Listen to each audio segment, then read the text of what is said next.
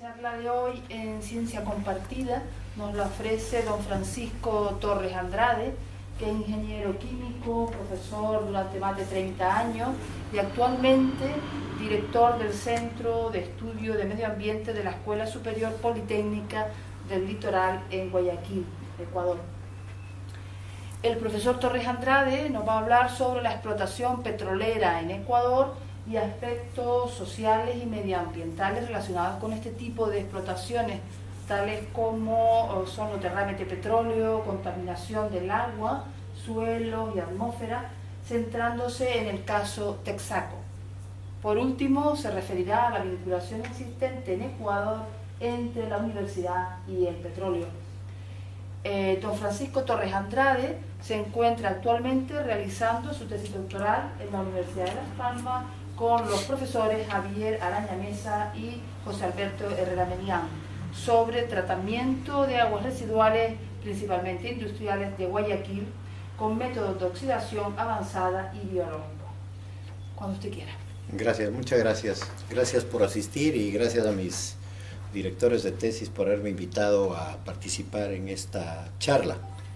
En realidad a mí el asunto petróleo me gusta mucho porque es mi carrera de pregrado.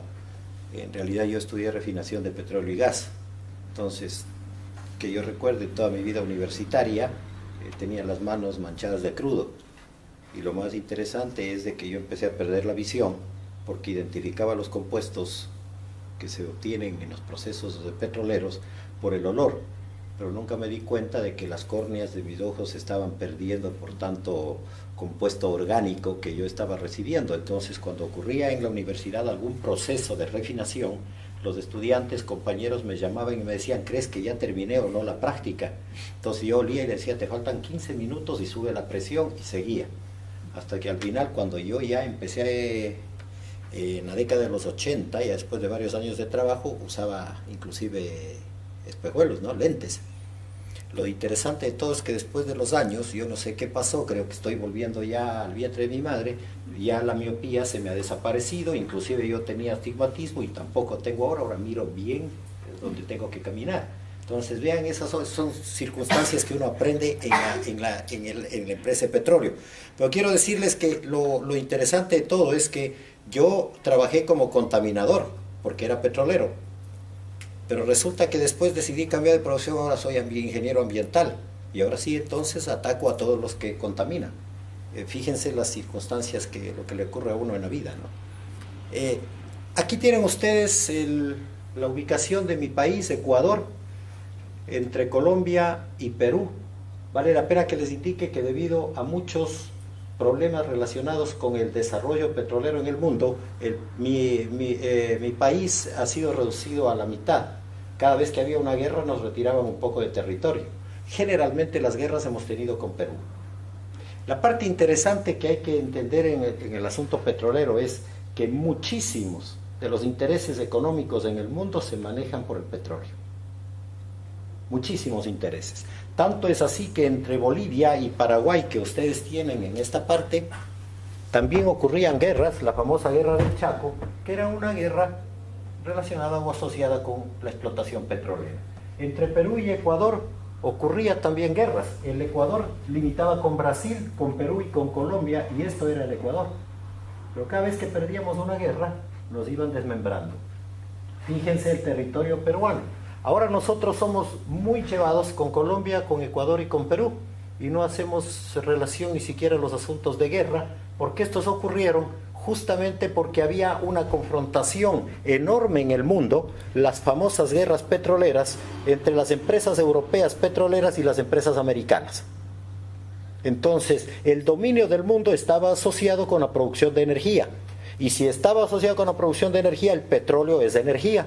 Y entonces ocurrían estas cosas. En la geopolítica en el mundo se puede conocer de que muchas confrontaciones de guerras, el caso de la guerra del Golfo, el caso de las guerras en los países árabes, en el África, en Latinoamérica, han sido asociadas con el petróleo. Fíjense lo malo que tiene el petróleo. Ahora, claro, el petróleo también es sinónimo de desarrollo. ¿En qué año fueron las guerras estas? Bueno, esta Bolivia entre Bolivia y Paraguay en la década de los 50, en la época de la Guerra Fría, después de la Segunda Guerra Mundial. Y Perú y Ecuador en la plena Guerra Mundial, la Segunda Guerra Mundial, tuvimos ya una confrontación, donde perdimos casi un cuarto del territorio. Después tuvimos una Segunda Guerra en el año 1981, en mayo, y tuvimos la última en el año 1995, después firmamos la paz. Y ahora ya no peleamos, porque lo que ocurre es que la parte petrolera del Ecuador está en el oriente ecuatoriano, que es el occidente de la Amazonía. Y resulta que nosotros, por eso decimos, Ecuador, país amazónico. El Perú dice no, Perú es país amazónico. Nosotros decimos no, porque los principales afluentes del río Amazonas, el más grande de los ríos del mundo, vienen desde las montañas del Ecuador. Porque nosotros aquí tenemos toda esta zona, están las más altas montañas de los Andes. Entonces los deshielos van justamente hacia el oriente. De esa forma, nosotros el petróleo lo tenemos concentrado en el oriente ecuatoriano, que es el occidente amazónico. ¿Sí? Hemos hecho esfuerzos por manejar petróleo en la zona costera e inclusive en el costa afuera, pero no tuvimos mucho éxito. Ahora estamos produciendo en esta zona, que es el Golfo de Guayaquil, estamos produciendo gas, recuperando gas natural. Y estamos haciendo, inclusive tenemos unas plantas termoeléctricas que funcionan con gas natural. No tuvimos mucho éxito en realidad en trabajar costa afuera, porque la cantidad de petróleo que había no era suficiente como para que fuera explotada, pero sí tenemos en cambio gas. En esta zona, se dice que hace muchos años en esta zona hubo mucho petróleo. De hecho, tenemos 3.600 pozos petroleros, de los cuales solo 50 operan. Y este bloque petrolero de esta zona era de mi universidad. Fíjense que mi universidad trabajó tanto para conseguir del gobierno que en la década de los 80 nos asignaran un bloque petrolero. Bloque petrolero es un espacio de territorio donde tenemos la capacidad de hacer exploración, explotación, sacar el crudo, entregar al Estado y recibir regalías, es decir, una parte de dinero. Eso permitió de alguna manera desarrollar un poco nuestra universidad, porque eran bastante, digamos, recursos económicos bastante interesantes que dependían de cómo fluctuaba el valor del precio del petróleo en el mundo, que los voy a indicar un poquito más tarde. Entonces, ¿cuál es la característica fundamental que tiene el Ecuador? Es que la zona petrolera es una zona de una altísima biodiversidad. Se dice que desde el punto de vista de biodiversidad, de la existencia de especies biológicas, de flora y de fauna, el oriente ecuatoriano es mucho más rico en esto que toda la Amazonía brasilera, en cantidades de especies, etcétera. Por eso tienen ustedes unas figuritas así de especies, porque, por ejemplo, en insectos, se dice que es uno de los lugares del mundo donde hay la mayor cantidad de insectos, es decir, que ahí los entomólogos pues pueden hacer maravillas. De hecho, vale decirles que la mayoría de personas que trabajan conmigo en los estudios que hacemos en la Amazonía son mujeres. Y realmente yo vivo impresionado de la valentía que tienen las mujeres, porque permanecen día y noche encerradas en la selva amazónica haciendo investigaciones de flora, de fauna y fundamentalmente de insectos. Por ejemplo, son expertas en capturar murciélagos, son expertas en capturar reptiles. Entonces es una cuestión muy interesante, y yo siempre digo, ahí es que uno va al mundo petrolero y conoce cosas espectaculares. El petróleo, el Ecuador es el segundo exportador de petróleo de América del Sur después de Venezuela. Venezuela tiene una producción de 2.500.000 barriles diarios. Nosotros producimos 500.000 barriles de petróleo por día. El petróleo nuestro hace 40 años era liviano, es decir, era un petróleo de muy buena calidad y se cotizaba altamente en el mercado. Mientras más liviano, es decir, menor densidad tiene el petróleo, más costoso es, más caro es. Tenemos nosotros en este momento alrededor de 17 compañías petroleras asentadas en el Ecuador, entre ellas City Occidental. Occidental salió hace poco porque no llegó a un acuerdo con el gobierno ecuatoriano. Repsol todavía permanece en el Ecuador. Halliburton, Schlumberger, son compañías que han decidido invertir en el Ecuador en la explotación petrolera. Ahora tenemos varias compañías chinas también que están entrando en el mercado. Recordemos que, según los pronósticos de la economía mundial, para el año 2017 la primera economía mundial sería la economía china. Vale la pena indicarles que nuestros principales clientes en cuanto a petróleo eran los Estados Unidos y una parte de Europa. Pero, por ejemplo, Venezuela, con todas las confrontaciones políticas que han habido con el gobierno de los Estados Unidos, Venezuela, el primer comprador de petróleo de Venezuela, justamente son los Estados Unidos. De ahí que Venezuela tiene inclusive refinerías de petróleo en el estado de Texas, creo que por Nueva York también tiene, el estado de Nueva York, algunas refinerías. Ese es el mapa petrolero del Ecuador. Lo que yo les indicaba es que nosotros tenemos aquí una explotación petrolera en el Golfo de Guayaquil.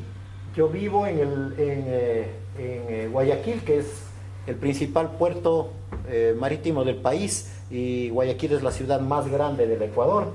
El compañero es coterráneo mío, es de la provincia de Manabí. Tengo que mencionar Manabí porque si no se va a enojar. Entonces, este es el Golfo de Guayaquil y miren la explotación que se ha hecho aquí. Pero fundamentalmente se ha tratado de explotar el gas. Ahora mismo hay una plataforma que está extrayendo gas y a través de un emisario submarino se envía el gas a tierra, al continente, y entonces eso es lo que nosotros procesamos. Toda esta zona que ustedes observan aquí son los Andes ecuatorianos, las montañas. Los deshielos de las montañas, es decir, nosotros estamos con alturas de 5.000, 6.000 metros con respecto al nivel del mar, entonces las cumbres de las montañas tienen hielo. La temperatura es bastante baja. Eso, conforme sube la temperatura, los deshielos producen agua en estado líquido hacia acá. Y por eso es que nosotros tenemos una zona muy rica en agua. Es decir, nosotros lo que más tenemos es agua, y agua dulce. Pero vean ustedes la explotación petrolera, cómo ocurre. Tenemos 35, en la actualidad, 35 bloques petroleros. En cada bloque nosotros tenemos pozos de petróleo operando a profundidades de 2.500 hasta unos 3.000 y 4.000 metros de profundidad. Desde ahí se extrae el petróleo.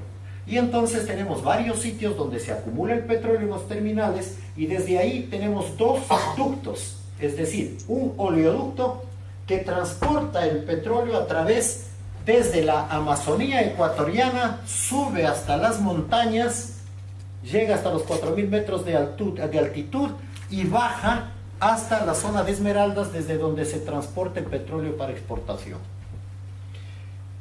En el año 2001 hasta el 2003 se construyó el oleoducto de crudos pesados, del cual, si no me equivoco, también Repsol, compañía española, es propietaria, el oleoducto de crudos pesados, porque conforme ocurrió la explotación petrolera en el Ecuador, que les digo era un petróleo relativamente liviano, empezó a perderse, a bajar el nivel de producción, y eso significaba que nuestro petróleo empezó a perder calidad y se hizo más denso.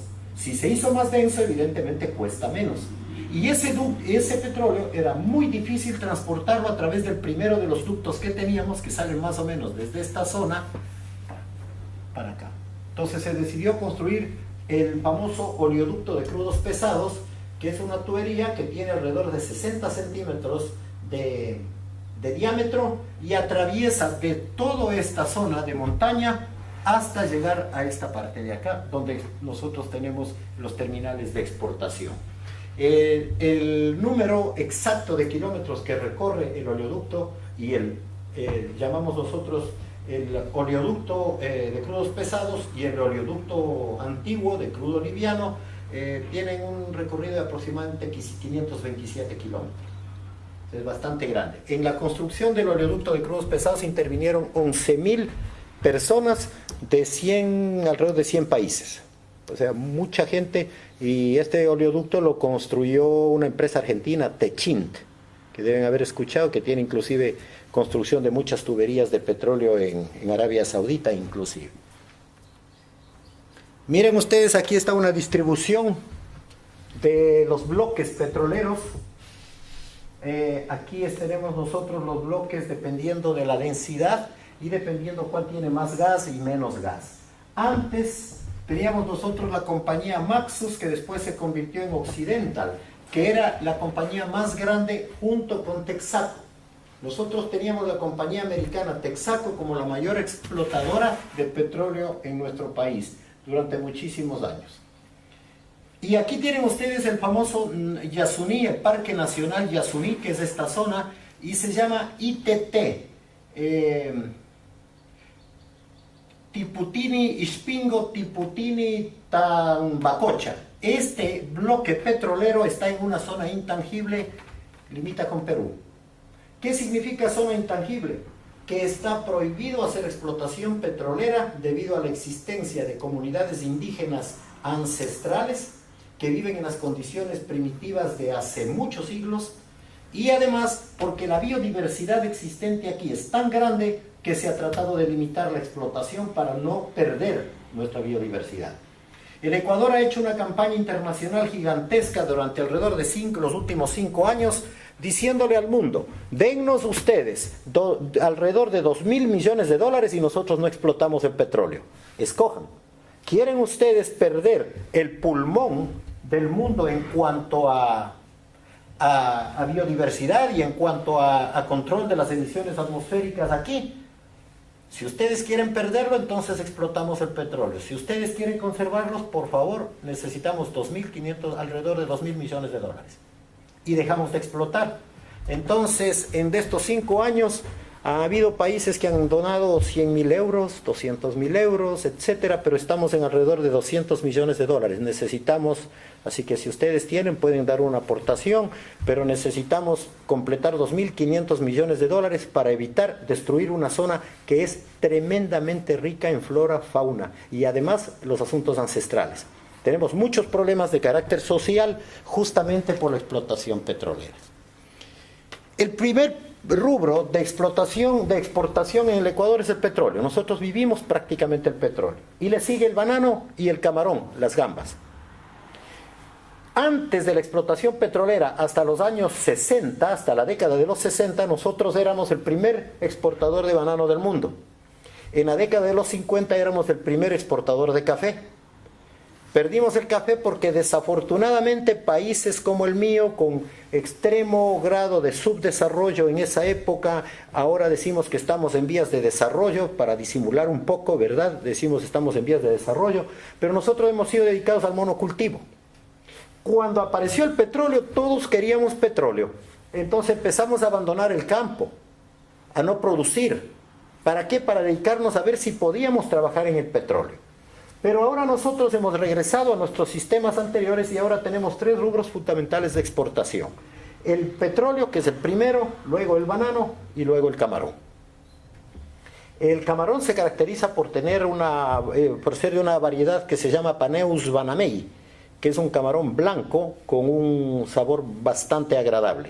Y ahora se está reproduciendo esta especie en otros países, antes no lo había, pero se está reproduciendo y hemos tenido oportunidad de que muchos biólogos y acuacultores del país han viajado a otros países para ayudar en el desarrollo, porque estas son especies que necesitan muy delicadas, necesitan tener mucho control.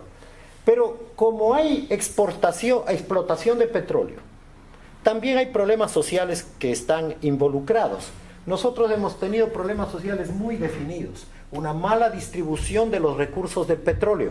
Las zonas petroleras nuestras en el oriente ecuatoriano han sido tremendamente deprimidas en lo económico y en lo social. Malas carreteras, malas vías de comunicación, mala telefonía, malos servicios de agua potable y alcantarillado. Un verdadero desastre siendo la zona que produce el petróleo. Esas son las inequidades que existen generalmente como consecuencia del desarrollo petrolero. En definitiva, en nuestro país los problemas sociales se acrecentaron en la zona, que también estuvo asociado a la zona petrolera con un problema muy grande de nuestros vecinos de Colombia. La zona del oriente ecuatoriano limita con el Putumayo, que es uno de los asentamientos guerrilleros de las FARC más importantes que tenía Colombia. y eso perjudicaba mucho porque los guerrilleros inclusive tenían sus campos de concentración, de preparación, etcétera, en la frontera entre Colombia y Ecuador, que también era zona petrolera. Entonces, ustedes se pueden imaginar lo difícil que era manejar el tema petrolero cuando tenían ustedes grupos armados de Colombia que ingresaban al Ecuador libremente y de pronto en una carretera les agarraban con metralletas y todo, paraban los vehículos a preguntar que qué hacíamos, siendo ecuatorianos. Es decir, cosas como estas, o militares ecuatorianos que pasaban por toda la zona oriental controlando las instalaciones petroleras. Miren ustedes cómo se ha desarrollado en el año 2011 y 2011 la economía, la producción petrolera ecuatoriana. Y entonces lo que yo les decía, alrededor de unos 500.000 barriles de petróleo es lo que nosotros producimos en promedio y estamos produciendo en la actualidad. Se exporta, se han exportado 8 millones mensuales de petróleo, 2 millones, 3 millones, dependiendo de cómo se ha comportado el mercado, y la Organización de Países Exportadores de Petróleo, OPEP, cómo ha determinado las cuotas. Y nosotros empezamos a pertenecer, aunque ya nos hemos retirado por segunda ocasión de la Organización de Países Exportadores de Petróleo. Por la densidad del petróleo puede ser liviano, semiliviano y pesado, y muy pesado. El precio del petróleo está básicamente referido a lo liviano que es el petróleo. Mientras más liviano, que es desde 60 hasta 40 grados API, mientras más liviano es, mejor se cotiza en el mercado. Y ya les voy a indicar por qué.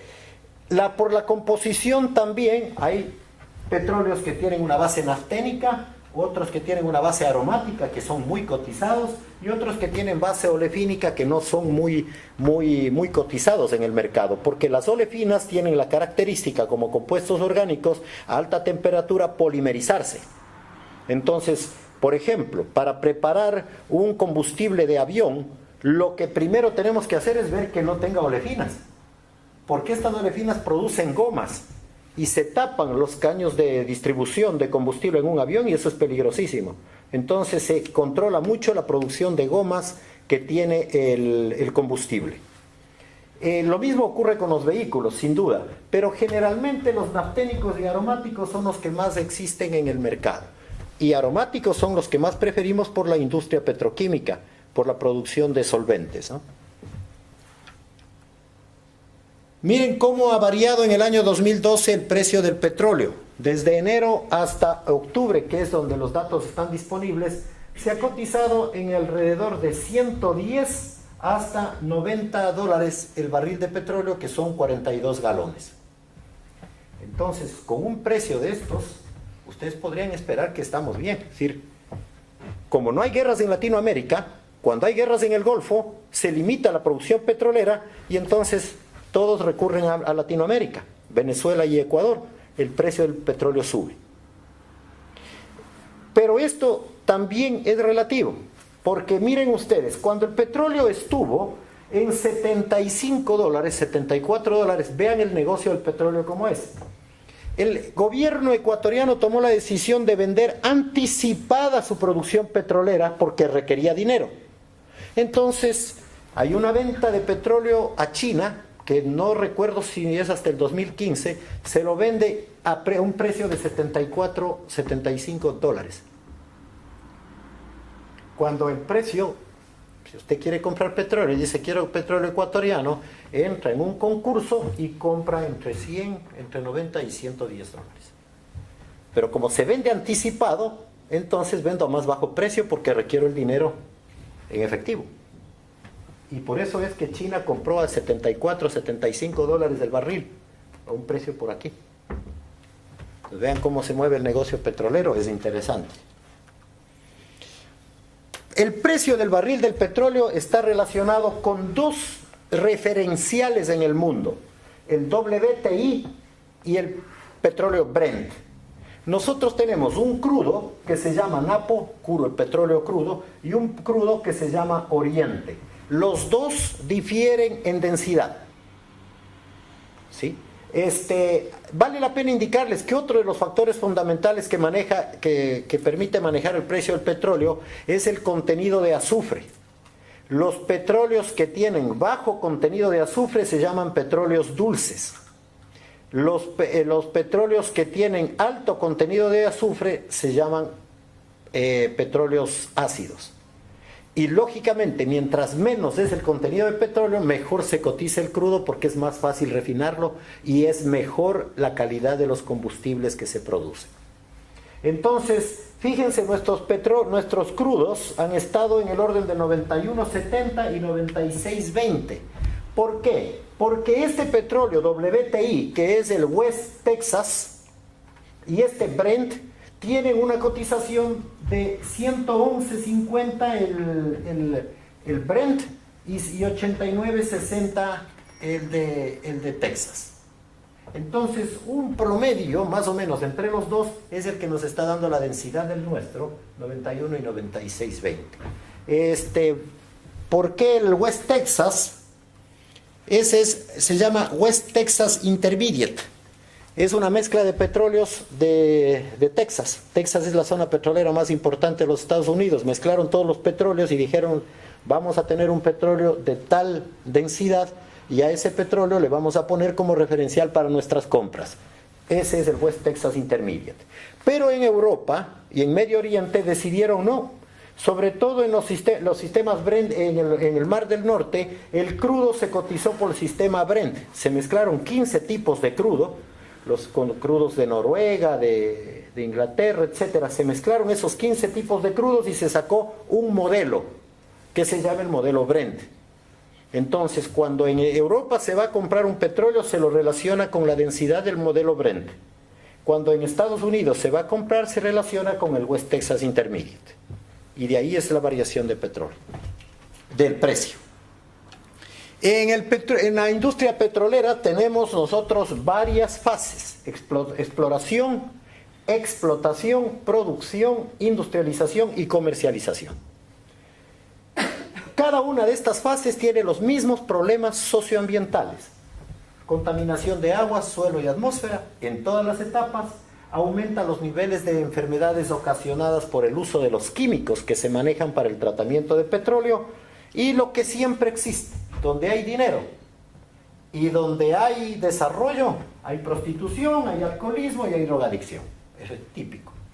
Entonces, la filosofía de la gente, y tú que mencionabas que te gustaba la antropología, por eso hacía referencia, la filosofía de la gente: como hay petróleo, hay dinero.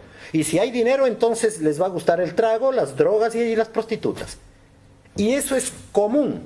Que ustedes vean, donde va a haber una facilidad petrolera, enseguida hay un prostíbulo. Eso es muy común en nuestro país. Y es tremendo porque viene mucha afluencia colombiana. Hay mucho tráfico inclusive de niñas, debido justamente a estas situaciones de petróleo. Ahora, en el Ecuador, la normativa es tan estricta que prohíbe a todos los empleados de una compañía petrolera que puedan estar en un bar, tomar alcohol o estar con prostitutas, etcétera. Se controla todo. Hay supervisores que miran cómo se están desarrollando los técnicos en el ambiente social de nuestras poblaciones. ¿Por qué? Porque esto es perjudicial definitivamente desde muchos puntos de vista, ¿no? La industrialización del petróleo tiene un objetivo fundamental, que es obtener componentes livianos, combustibles livianos. Y de hecho, por eso el petróleo se cotiza más alto si es más liviano, tiene menor densidad. Menor densidad, sí, porque se trata de obtener gasolina. La gasolina es el combustible más caro. De ahí el gasóleo, el diésel, y luego viene la fracción pesada, que se utiliza fundamentalmente en petroquímica.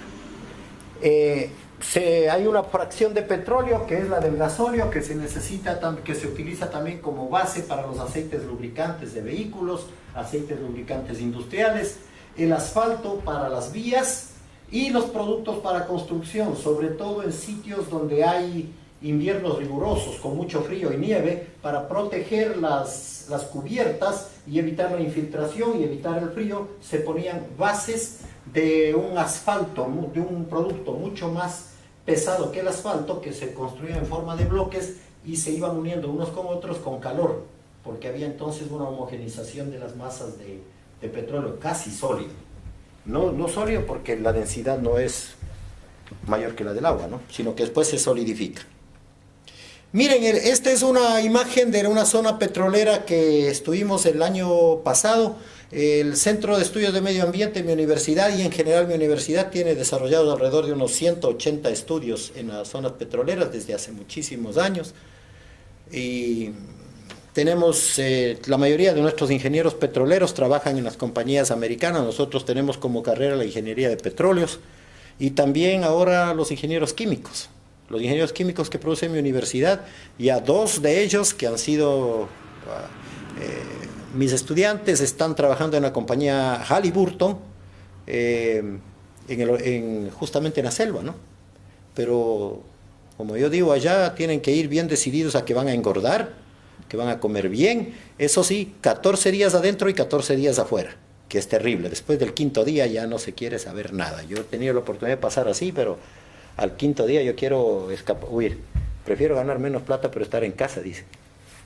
Entonces, miren, aquí tenemos Petroproducción, era una de nuestras compañías ecuatorianas del Estado ecuatoriano, compañía nacional, y dice, no cortar árboles, siémbralos, porque donde hay petróleo se cortan los árboles. ¿Por qué? Porque va gente a colonizar la selva, a apropiarse de los terrenos, y empezaron a destruir árboles sin miedo. Y en el Ecuador la normativa ambiental nuestra es muy estricta en cuanto a la deforestación, por ejemplo, es tremendamente estricta. Pero era increíble ver árboles con unos 2 metros de diámetro, gigantescos, en selva amazónica, cortados y siendo transportados en pedazos en plataformas gigantescas. Eso era muy común ver, ahora se controla menos. Miren, aquí está, y es interesante, nosotros estuvimos en estos pozos, estuvimos investigando pozo por pozo lo que ocurría, ya les voy a decir los males del petróleo, y esto es el campo Shushufindi, los pozos 51, 54 y 55. ¿Y qué es lo que ven ustedes en el suelo? Las líneas de conducción. Desde un pozo, por bombeo, se transporta el petróleo en la fase de explotación, se transporta a través de estos ductos hasta un sitio de producción. El sitio de producción es donde llega el petróleo con agua y con gas, y se separa el petróleo del gas y el petróleo del agua. El agua es agua de formación, la que está en el yacimiento, que es más salobre o más salada que el agua de mar. ¿Se imaginan lo salado que es? Ejerce un proceso de corrosión tremendo en las estructuras metálicas, que hay que estar cambiando inmediatamente porque es muy corrosiva esa agua. Y muy contaminante porque evidentemente tiene una serie de metales pesados peligrosos. En la década de los 70, que fue la mayor época de producción en ese entonces, que se atribuyó a la Texaco, se explotaba el petróleo por los pozos, salía con agua de formación que era salada y salía con gas. El gas se quemaba y se continúa quemando al aire libre, en antorchas, es gas natural, no está industrializándose en parte. Y el agua salada se recogía, salía el agua salada y se botaba directamente a los ríos de agua dulce. ¿Qué significaba eso? Una mortandad tremenda de peces, y la gente que iba a bañarse o a coger el agua del río para tomarla porque no hay saneamiento, entonces se enfermaban con el agua salada y contaminada. Entonces, ahí tienen, por ejemplo, un pozo de petróleo en operación. Nosotros esto lo llamamos conejo. Ustedes deben estar acostumbrados a ver, y esto es muy común en la industria del petróleo, una especie de palancas que suben y bajan. Eso se utilizaba antes. Esas son estructuras antiguas que van bajando, golpeando, haciendo presión y tratando de hacer que suba el agua, el gas y el petróleo para poder recolectar por los ductos como el que les indiqué antes. Entonces, ahora esto es un pozo, un cabezal que se coloca y tiene una serie de alambres, de conductos eléctricos que pasan los datos de la producción de abajo hacia un centro específico de computadoras donde va chequeando usted cuánto de petróleo está saliendo y cuál es la composición que está saliendo entre agua, gas y petróleo. Pero vean ustedes, este es un pozo mal manejado. Fíjense la cantidad de petróleo que está aquí. Es decir, hay momentos en el que hay mucha presión y si las válvulas no están, los sellos de las válvulas no están adecuadamente controlados, entonces vierten el petróleo crudo. Ese petróleo crudo se puede observar también ahí. Este es otro pozo.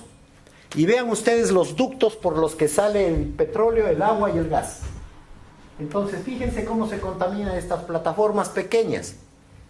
Pero como llueve y es selva amazónica, ahí la lluvia es todos los días, mucha humedad, casi el 80-85% de humedad. Entonces esto empieza a subir el nivel dentro de la plataforma, empieza a subir y se esparce y se riega por el suelo. Eso es lo que normalmente ha ocurrido y sigue ocurriendo. Entonces las primeras víctimas de esta, las ranas. Nosotros llamamos sapos, no sé si ustedes les llaman sapos, pero nosotros llamamos ranas o sapos. Llamamos sapos a los políticos ladrones y llamamos sapos a todo aquel que te quiere meter la mano al bolsillo para llevarse lo que es tuyo. Y los políticos generalmente son una especie de estos anfibios que son medios interesantes de estudiarlos, ¿sí? No podríamos relacionarlos. Estos tienen una cosa interesante, tienen bondad, ¿sí? Pero vean ustedes, caen estos animales, pero fíjense los males de la industria petrolera. Esto, por ejemplo, para nosotros es una no conformidad ambiental, porque cuando caen estos animalitos acá, ya nunca más vuelven a subir, si alguien no les ayuda a salir. Ellos caen porque esto no está protegido, porque no hay una rejilla como ambientalmente debería ser sostenido. El animalito cae y ya no sale. Y fíjense, este por ejemplo es uno que ya está muerto. Fíjense cómo se hinchan. Y estos pobres, si pudieran hablar, ya me hubieran dicho a mí, ayúdanos a salir. Y de hecho muchos de esos nosotros los sacábamos porque nos daba pena. Fíjense, esos son los males de una industria petrolera mal manejada. Lo que no le interesa al petrolero le interesa producir más petróleo, no me interesa proteger las especies que yo tengo ahí. Este es otro ejemplo de un sitio de almacenamiento de desechos. Todos los desechos de la industria petrolera son peligrosos y tóxicos. Entonces fíjense, aquí ustedes tienen cómo se quema el gas. Contaminación atmosférica por cualquier lado, pero la cantidad de calor que hay es tan grande que todas estas especies se queman, los árboles se destruyen. Ahí tienen otro ejemplo, fíjense las líneas amarillas son para poder sostener un poco, bajar, son como aliviaderos para bajar la presión del gas y evitar que haya mucha sobrepresión. Y se queman así libremente y fíjense la belleza de árboles que hay ahí y la altura de esos árboles. Ahí tienen otro ejemplo. Fíjense aquí, antes para perforar un pozo se destruían 2 hectáreas y la vía de comunicación. 2 hectáreas por cada pozo, por cada muñeco de estos. El gobierno ecuatoriano dijo, no, ya aquí, si seguimos 2 hectáreas nos vamos a quedar sin bosque. Ahora, de una misma plataforma se hace perforación direccionada. Y vean ustedes, la misma plataforma de 2 hectáreas o 3 hectáreas y tiene 1, 2, 3, 4 pozos, 5 por aquí, y acá ustedes ven que está el taladro que está perforando un 6.º pozo. Entonces de la misma plataforma 6 pozos que están dirigidos a distintos puntos del yacimiento y por cada uno va saliendo el petróleo. Esa es perforación direccionada. Hay muchísimos sitios que tenemos ya en esa forma. Y lo que encuentran en la parte de abajo son los lodos de perforación que fundamentalmente están constituidos por baritina, mezclas de sulfato de bario, por ejemplo, que en definitiva terminan en los ríos. Ahí se almacena el petróleo y vean los separadores de gas y agua. Pero esto es lo que dejó la Texaco como ejemplo. Vean ustedes ahí. Esto está chorreando petróleo que está bajando por este talud al río. Esto tapó Texaco. No hizo protección, no hizo remediación ambiental. Donde había crudo, taparon con arcilla y abandonaron. Como llueve, hay presión de la columna de agua y entonces el petróleo empieza a fluir. Esas son las investigaciones que nosotros hemos hecho en en el campo petrolero. Ese es otro modelo típico de lo que hacía Texaco. Y también la compañía ecuatoriana nuestra.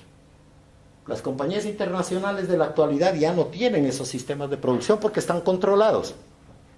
Multas muy severas.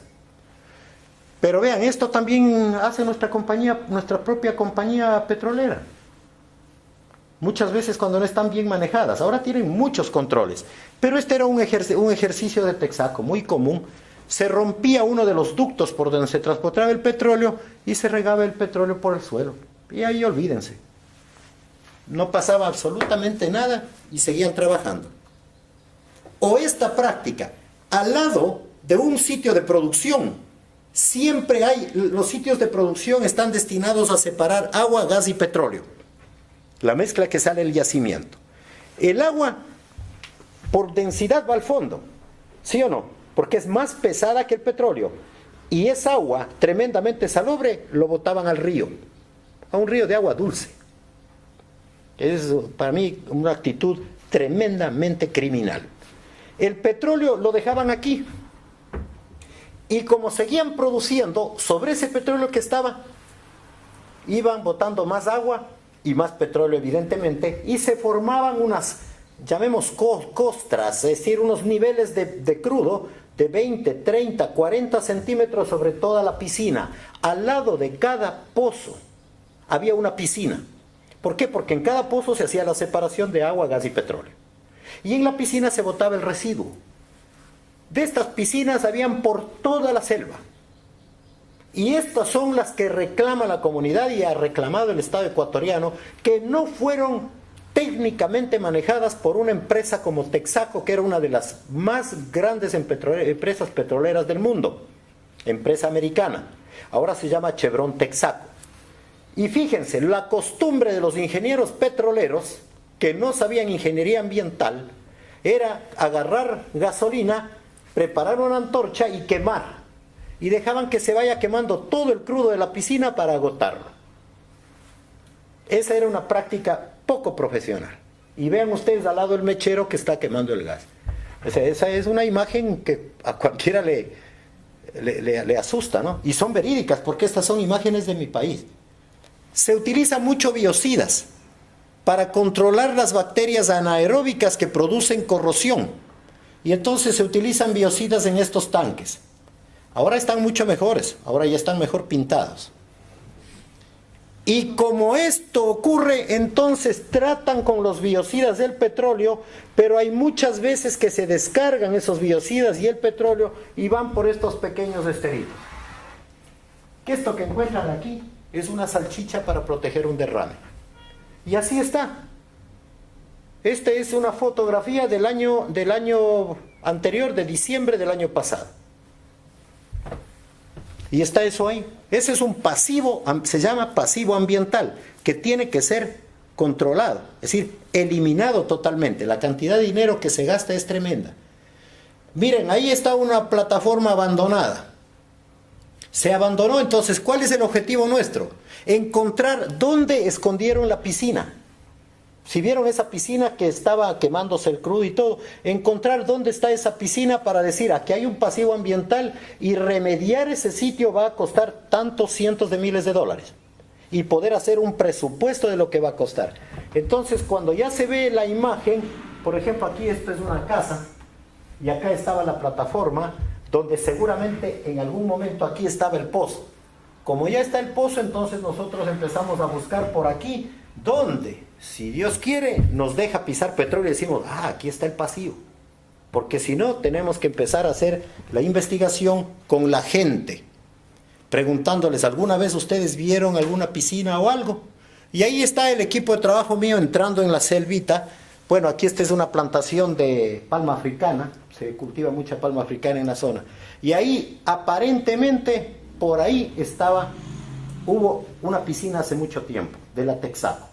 Entonces, estos trabajos son delicados, ¿por qué? Porque de por medio está una demanda de las comunidades indígenas del Ecuador por 23.000 millones de dólares, aproximadamente 18.000 millones de euros, y ya lo ganaron, para que pague la Texaco esa cantidad. Y Texaco dice, no, yo no quiero, yo no he contaminado nada, ya no aparece nada. Claro, pero hay que buscar debajo de las plantas que había. Las plantas se ven bien, pero abajo, ¿qué puede ocurrir?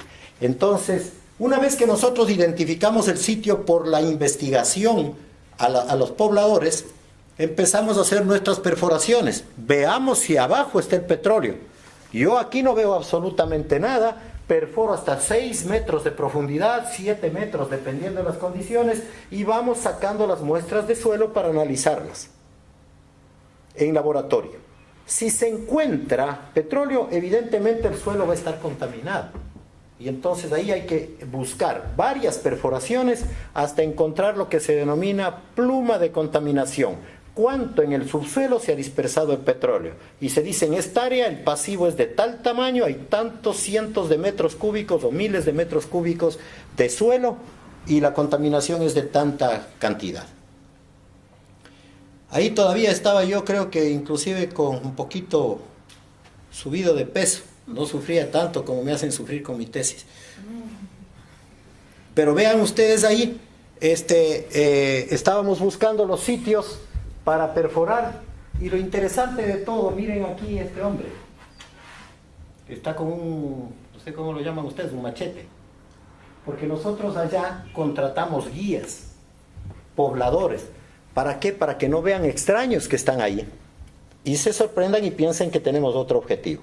Entonces es interesante, contratamos guías. ¿Y por qué contratamos guías? Para que vayan cortando la hierba y nos hagan una trocha, un camino para poder nosotros ingresar a los sitios, porque es muy difícil por lo espesa que es la vegetación.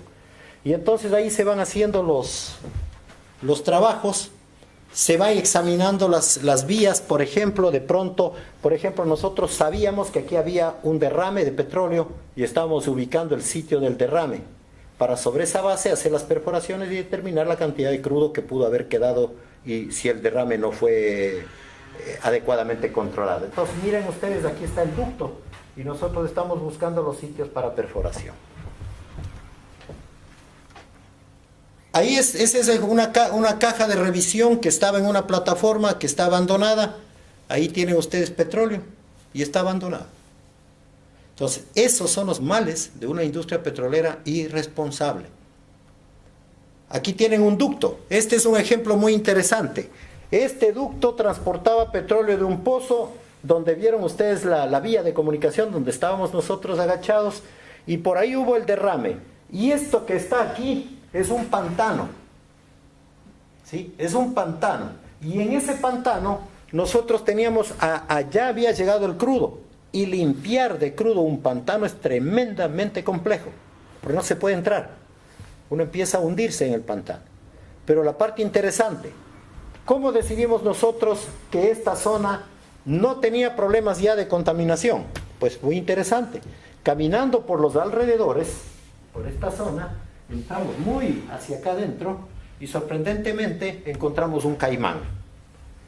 De más o menos creo que tengo la fotografía, de unos 80 centímetros. Es decir, jovencito. Si encontramos el caimán, ¿qué quiere decir que el caimán estuvo en el pantano? Sin duda. Y si estuvo en el pantano, entonces no se había contaminado, estaba vivo. Luego la remediación fue adecuadamente hecha. Entonces, buscamos nosotros mucho bioindicadores, como estos, por ejemplo. Les decía yo, la selva ecuatoriana es posiblemente la mayor cantidad de ranas tiene, como es en términos biológicos, anfibios. ¿Ya? Y este de aquí es sorprendentemente interesante. Este de aquí ustedes lo ven grande por la imagen, pero este es uno de los que más chilla en las noches. Y aunque no lo crean, no tiene más allá de 2 centímetros de alto, de largo. O sea, es una cosa pequeñita. Y así viven los colonos en la Amazonía. Y esta imagen les puede dar a ustedes una idea. Abajo están recolectando agua lluvia para tomar y para bañarse. Y esta es una foto típica de una familia. Miren ustedes cómo llueve, el niño arriba, el tanque a la izquierda de agua para el consumo diario. Y lógicamente gente pobre, con bajo nivel socioeconómico, con muy pocas posibilidades de educación. Ustedes van a las escuelas allá y seguramente salen horrorizados porque no tienen ni bancas donde sentarse. Y ahí estamos nosotros haciendo la socialización de los trabajos, porque la gente ahí es muy celosa y peligrosa.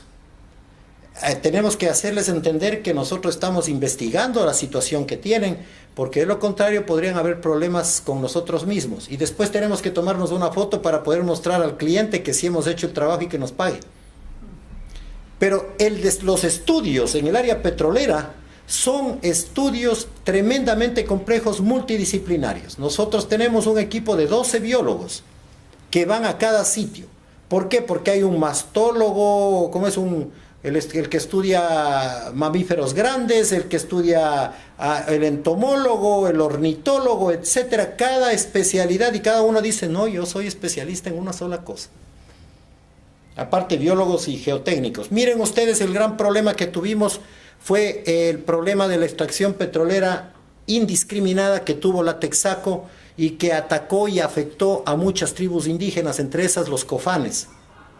Los cofanes, hay muchas tribus en la Amazonía ecuatoriana que todavía andan en las condiciones ancestrales, es decir, sin ropa o semiprotegidas las mujeres.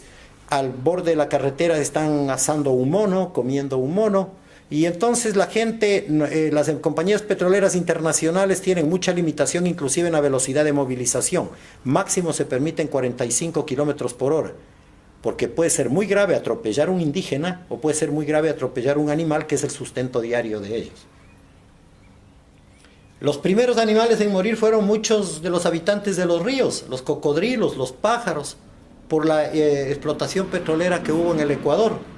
Entonces, los habitantes de la región amazónica se unieron y decidieron presentar en los organismos internacionales, en Europa, en Estados Unidos, una demanda a Chevron Texaco por $23 mil millones. Y resulta que un juez argentino dictaminó que la Texaco debe pagar. Porque aquí en Europa los jueces dijeron, no creo que no pasa nada, creo que es una exageración. En los Estados Unidos, por supuesto en los Estados Unidos, ¿cuándo un americano quiere pagar? Lo que quiere es cobrar. Entonces dicen, no hubo contaminación. A lo mejor lo que ocurrió fue una cosa insignificante. Y la ingeniería de petróleo tiene algo que es maravilloso. Ahí todo el mundo puede trabajar. Todos podemos ser especialistas en un área en la ingeniería de petróleos. Y aquí yo les he puesto, más o menos hablando, porque mi profesión es la ingeniería, los ingenieros petroleros están en exploración, que es meter fulminante en el suelo, provocar la detonación del fulminante y estudiar las ondas sísmicas para saber si hay o no yacimiento. La explotación, que es sacar el petróleo, el gas y el agua. Y la producción, la separación de petróleo, gas y agua. Los ingenieros químicos y mecánicos, esos somos privilegiados nosotros. Nos gusta más bien hacer refino, el tratamiento químico, grandes procesos. O sea, somos como más delicados los ingenieros químicos en ese sentido. Los ingenieros eléctricos, pues toda la vida los ingenieros eléctricos tienen otro estatus. Ellos se encargan de las instalaciones. Si no hay un ingeniero eléctrico, pues no se prende nada, no trabajan ni los químicos ni los petroleros. Así es como se mueve el mundo. Y los electrónicos y los ingenieros de informática son los expertos en manejar y transmitir los datos, porque ahora todo está sistematizado. Si no hay un ingeniero de informática o un ingeniero electrónico, bueno, pues todos pueden estar trabajando, pero no producen nada. Los datos son los importantes, porque dicen que los números no mienten, pero créanme, en el mundo, con lo que más se miente es con los números. Las universidades en el Ecuador han tenido muy buen aprovechamiento de la industria petrolera. Nosotros hemos tenido la facilidad de que las empresas petroleras, muchas de ellas para liberar impuestos, han hecho donaciones a las universidades. Vehículos, equipamiento en algunas ocasiones. Se asignan fondos para investigaciones puntuales de los campos petroleros, donde pueden intervenir estudiantes. Por ejemplo, nuestra universidad tiene muchos ingenieros petroleros trabajando en las compañías. Y ellos son los contactos para que nuestros estudiantes hagan pasantías de trabajo. Y cuando terminan haciendo pasantías de trabajo, vienen, se gradúan y de una vez se regresan a la empresa petrolera contratados. El Estado ecuatoriano hace unos años dispuso que a las universidades se les entregue proyectos petroleros y que dediquen su experiencia en hacer investigación en el área petrolera. Nosotros tuvimos y fuimos favorecidos con 3 proyectos más o menos significativos, y de hecho, porque somos como con una consultora más o menos, seguimos haciendo estudios permanentemente. Y nosotros, la ventaja, que es la única situación que ha ocurrido en el Ecuador y en el mundo, es que una universidad haya manejado un bloque petrolero.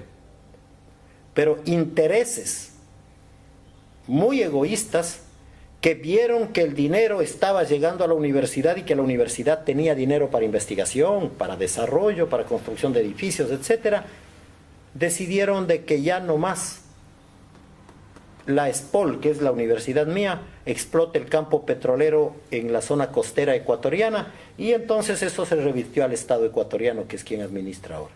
Nosotros lo que hacíamos era administrar el bloque petrolero y contratar una empresa que haga la producción. Es decir, que maneje los pozos, que mejore la capacidad de producción y que haga un control medioambiental en la zona. Esa fue una ventaja enorme, es decir, las universidades realmente pueden estar muy cerca de las empresas petroleras. ¿Por qué? Porque generamos nosotros el conocimiento de los estudiantes que posteriormente graduando se van a trabajar, y segundo, porque tenemos plantas de profesores que están interesados en hacer investigación definitivamente. Esas son las cosas que deberían aprovecharse de la industria petrolera. Lamentablemente aquí se mueve mucho dinero, muchísimos recursos, y lamentablemente yo creo que todavía en el mundo moderno continúan las situaciones de inequidad en el manejo de petróleo. Eso es todo cuanto tenía que conversar con ustedes. Creo que con el tiempo he estado exacto. Les agradezco mucho, y si tienen alguna pregunta, con muchísimo gusto, en medida de mis posibilidades, podría contestarles. Las piscinas de que hablabas antes, Sí. ¿No hacen ningún tipo de impermeabilización o se lo hacen el agujero y ahí empiezan a...? Bien, lo que era necesario es que antes debía ser impermeabilizado, se utilizaba geomembrana y se impermeabilizaba totalmente y ahí se botaba todo. Pero ¿qué es lo que ocurría? Si estaba impermeabilizado y se quemaba el petróleo, lo primero que se quemaba era la membrana, entonces no servía para nada. Lo que hacían es colocar arcilla bien compactada y sobre eso se echaba todo. Pero aún cuando la conductividad hidráulica de la arcilla es baja, sin embargo, sí había filtración, como la que vieron ustedes en esa fotografía. Y la mayoría de piscinas antes no se impermeabilizaban. Ahora se les exige que impermeabilicen las piscinas. ¿A día de hoy se siguen vertiendo los residuos en piscina? Sí, todavía hay algunas. Lo que pasa es que ahora ya no hay agua. ¿Por qué? Porque desde hace muchos años la normativa ambiental ecuatoriana decidió que en explotación petrolera el agua de formación se tiene que reinyectar. Es decir, mandar a un acuífero profundo de 2.000, 3.000 metros para que permanezca ahí. Es que yo lo que no entiendo es por qué se permiten las piscinas cuando con los residuos de petróleo, el petróleo que no es rentable, ¿se podría volver a reinyectar también? No, el petróleo que está ahí es perfectamente rentable, es el mismo petróleo que cuesta $100 el barril, es el mismo. Lo que pasa es que el manejo del nivel del petróleo, el manejo es un poco más complejo porque se requieren bombas, etcétera. Pero vale la pena que les indique, yo conocí en la década de los 90 un técnico irlandés que trabajaba para la compañía City en ese entonces. Y este técnico irlandés se separó de la compañía. Muy interesante. ¿Saben qué hacía él? Tenía 4 empleados que eran colonos de la región amazónica. Y tenía un camión. Y en el camión él sacaba el petróleo de las piscinas, llenaba los tanques e iba a la empresa petrolera y lo vendía. Cuando completaba 42 galones cobraba el barril de petróleo. En ese entonces costaba $35 el barril. De eso vivía. Tenía mucho dinero. Era el famoso limpiador de piscinas. Pero ahora, ya con estos sistemas nuevos de producción, ya las piscinas no se construyen. Solamente se utilizan para hacer remediación. Pero igual, todavía no han podido separarse todos estos pasivos ambientales. Todavía existen piscinas y uno camina y se da cuenta que pisa y ve que el zapato, la bota está manchada de crudo. Oh, aquí hay una piscina, empecemos a caminar más y encontramos que todavía el crudo está aflorando, porque por densidad del crudo, si llueve tanto, se satura de agua el suelo y el crudo sube a la parte superior, entonces se encuentra fácilmente eso. O también hay mucho ganado, uno va y ve el ganado y entonces encuentran que, ¿cómo encuentran una vaca que tenga, o un toro, que tenga ¿cómo se llaman? Las uñas de color negro? Que estaba trabajando con petróleo, estaba perforando, no, pisaba petróleo. Cuando encuentran una piscina de estas, las propuestas que hacen ustedes de tratamiento, ¿en qué técnicas, qué es lo que suelen poner? Lo que ocurre es que aquí también hay unos aspectos muy importantes. Se encontró hace unos años que un excelente negocio en el Ecuador era tratar los derrames de petróleo. Mucho dinero, muchísimo dinero. Y todos los derrames de petróleo se asignaban a 2 o 3 compañías. Entonces el gobierno ecuatoriano dijo, bueno, hasta aquí derrames, no vamos a pagar nunca más por un derrame, por una remediación, y conformaron una gerencia de protección contra derrames, una gerencia estructurada con todos los técnicos, con plantas de tratamiento e inclusive con equipamiento. El momento que hay una contingencia como estas, ya no se llama a la compañía privada, se llama inmediatamente al grupo del Estado. Si el grupo del Estado siente que no puede tratar el problema, entonces contrata ayuda, ¿no? Y ahí contrata una empresa privada. Normalmente los tratamientos se han estado haciendo por bioremediación, inyectando bacterias. Pero también el problema es que estos procesos de tratamiento son muy largos. Y a veces para la cantidad de petróleo que hay es pues tremendo. Han habido casos, y yo tengo oportunidad de participar, donde hemos tenido que lavar piedra por piedra que esté manchada. Y una de las cosas más interesantes es cómo extraen ustedes de la planta, estando en el agua, porque está por el borde, por las orillas del río, cómo van y entran con guantes y empiezan a limpiar las plantas y sacar el petróleo. Es una cosa tremenda, se necesita la participación de muchísima gente. Se lavan con dispersantes. Vale la pena indicarles que como habían muchos derrames, entonces habían bodegas enteras, gigantescas, de dispersantes de petróleo. Y la compañía petrolera nos pagó hace algunos años que hagamos una investigación, que digamos cuál era el mejor de los dispersantes. Y resulta que todos los dispersantes, hasta en la etiqueta, decían biodegradable, no tóxico para el ambiente. Y nosotros hicimos la prueba, se morían todos los mejillones, que los mejillones constituyen una especie muy interesante para ser como indicadores de contaminación. Las almejas, las larvas de camarón, y también cogíamos peces pequeños. Y todos se morían, menos con un dispersante. Y la cuestión novedosa es que el dispersante que no contaminaba, que no era tóxico, era el dispersante de una compañía ecuatoriana. O sea, una formulación típica ecuatoriana. Ese era el mejor. Y yo recuerdo que había una bodega de una marca Roche, si no me equivoco era una marca inglesa. Y resulta que ese era el que más utilizaban, inclusive costa afuera, para los derrames que habían de los barcos.